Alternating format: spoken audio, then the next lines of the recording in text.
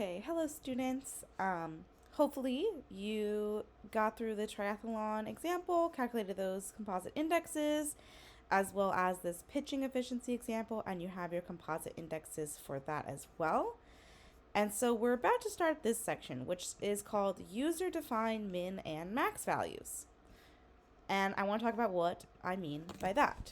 So this is an example that I talked a little bit about last class. So I have 4 students, and I want to kind of compare their academic performance based on these 3 factors: their GPA, their SAT, their ACTs. I already calculated the min, max, and range. So let's go ahead and calculate some normalized values for their GPAs. So our normalized value formula is the value minus the minimum divided by the range. Okay? The value minus the minimum divided by the range. Please, you need parentheses around this numerator. Because of order of operations, you will get a wrong answer if you don't have those parentheses.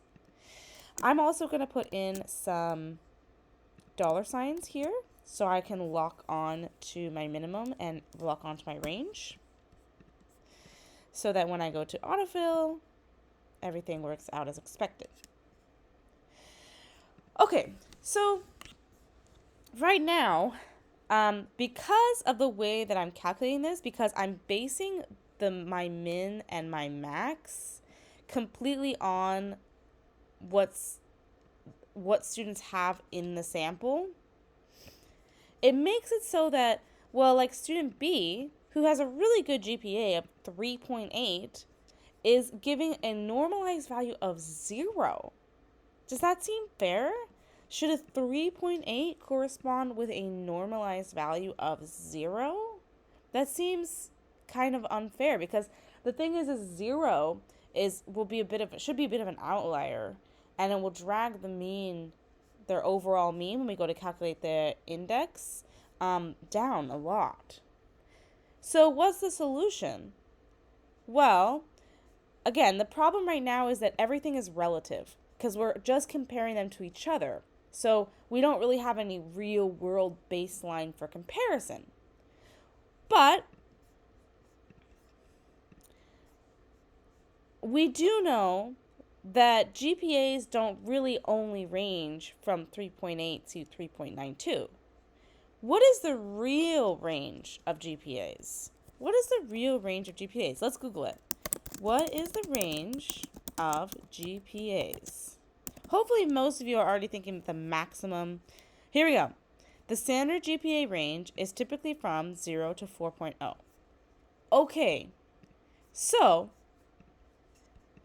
it's not true that the minimum GPA is 3.8 and then the maximum is 3.92. So let's go ahead and put in our user-defined GPAs, minimums and maximums. We're going to put in 0 for the minimum and 4 for the maximum. And look at how much that just changed our indexes. They're still different student to student, because there are small differences in these students' GPAs, but we don't have a situation where we're calling student B having a GPA of 0 in our normalized. So that's kind of the whole point of this. We can do the same thing for the SAT and the ACT. Let's Google what is the range of SAT scores. 400 to 1600. Okay, so let's put in our user-defined minimums and maximums here. 400 to 1600. And that's what we'll use when we calculate the indexes of our SATs. What about ACTs? What is the range of ACT scores? 1 to 36.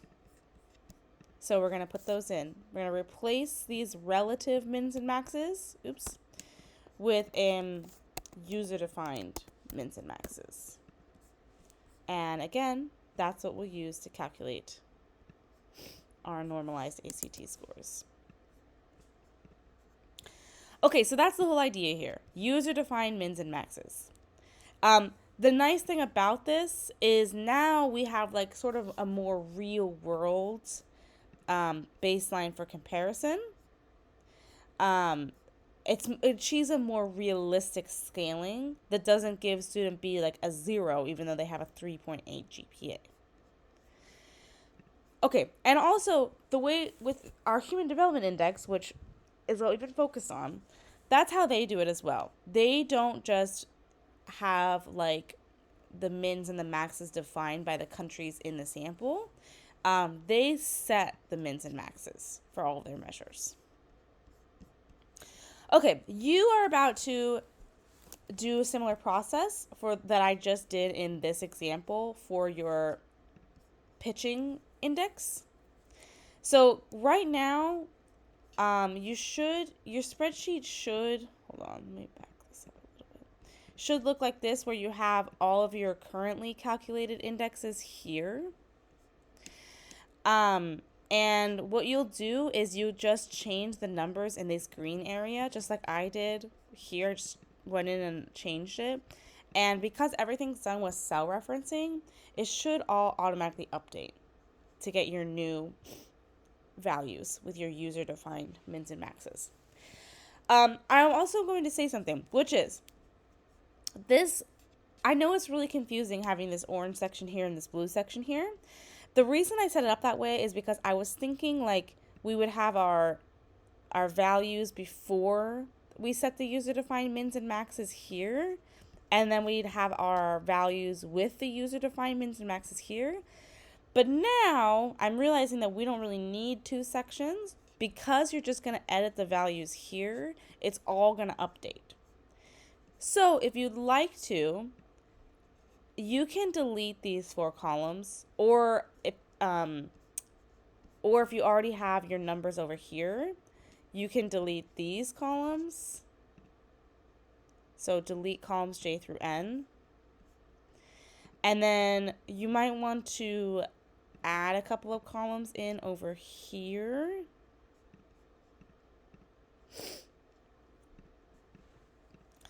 And call this like your average, or this is your index,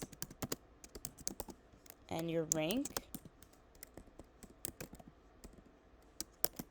And then just rename this as normalized values. Again, you don't need to do this, but because of the fact that we're going to be editing these numbers here in the green area, you should see all of your numbers just automatically update. And so you don't really need that second region. But anyway, okay, so you are going to set some user-defined mins and maxes for the pitching example. And that will take us to the end of class today. If you can get to the very end, that will be really good. If you are really behind, I really want you to try to lock in and get this done, so that we're all kind of on the same page when I get back on Friday. Okay, have a great day, everyone.